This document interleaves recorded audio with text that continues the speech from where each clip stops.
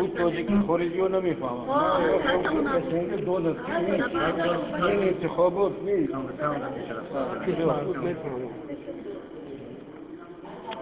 شما از کی؟ از دفعه جای انتخابات روزی هستید؟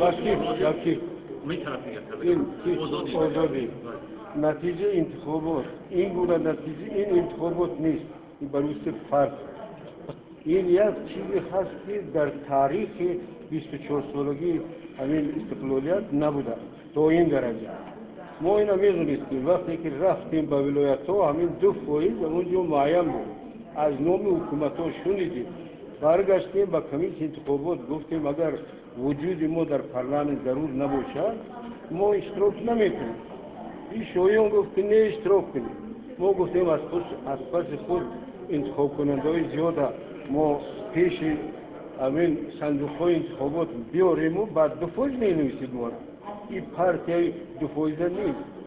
70 سال با دولت تاجیکستان می پارتی کمونیستی تشکیل کرد. کمونیستی خدمت کرد. در 24 سال ما حکومت کنستیتوشنی را ما برقرار کردیم در پهلوی پرزیدنت. او خوب میدونه که ما همکار بودیم. این چه خیلی شده است که 2% پارتی اگراری که دیروز تشکیل شده است نه در حکومت بوده است نه یگان روز در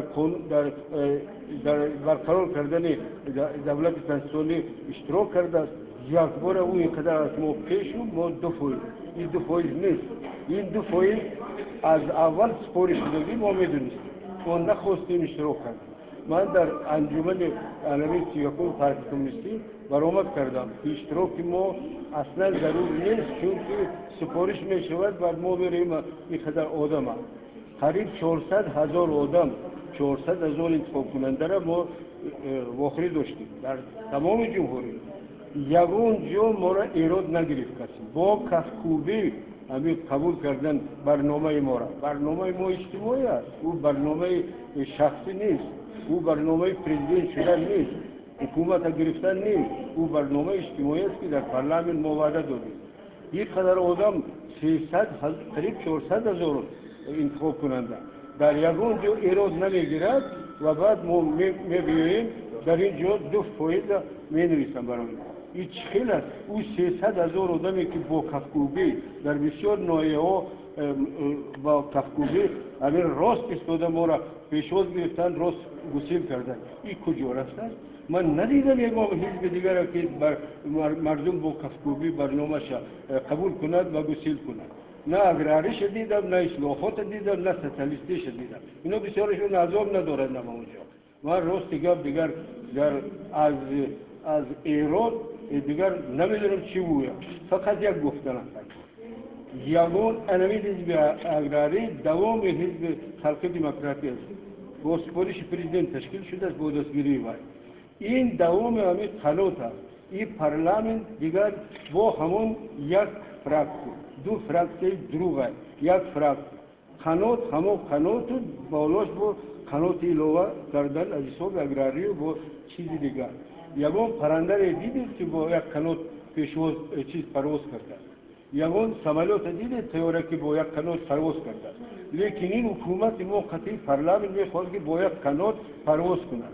انا روی سفید سختر پرواز کند با یک قنات.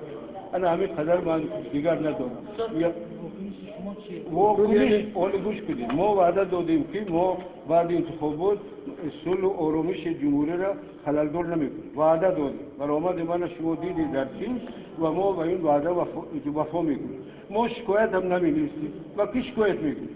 و کی؟ و پروکراتورا و سود و کمیسیون انتخابات همش در دست یک حزب که روبر است خلق پرزیدنت ما هست. و کی شکایت یگان فایده ندارد. لیکن ما دعوت نمیکنیم مردم بخیزید و در میدان‌ها را پر کنید و میتینگ بازی کنید. ما به این دعوت نمیکنیم. شکایت هم نمیکنیم. لیکن عاقبت همین انتخابات از نظر من بسیار منفی تمام می‌شود. عاقبت است. این نمیدونم کی مشورت داده است و پرزیدنت محترم ما نمیدونم کی مشوره داده، لیکن انسان باید از عاقبت کار اندیشه کند. عاقبتش خوب نیست. ما در این خلدار کردن اوضاع جمهوری یگان سامان نداریم، نمیگیریم، چون این میدونیم نتیجه اینه، لیکن عاقبتش خوب نیست. انا همین گفته من دیگر علاوه ندارم. نامزد شما از حوزه استرافشان گذشت؟ نامزدی بود، این نامزدی بود که 80% گرفت و اصطلاح حزب کمونیست، خودش گفت کمونیست باشه. حزب کمونیست در همون برنامه 5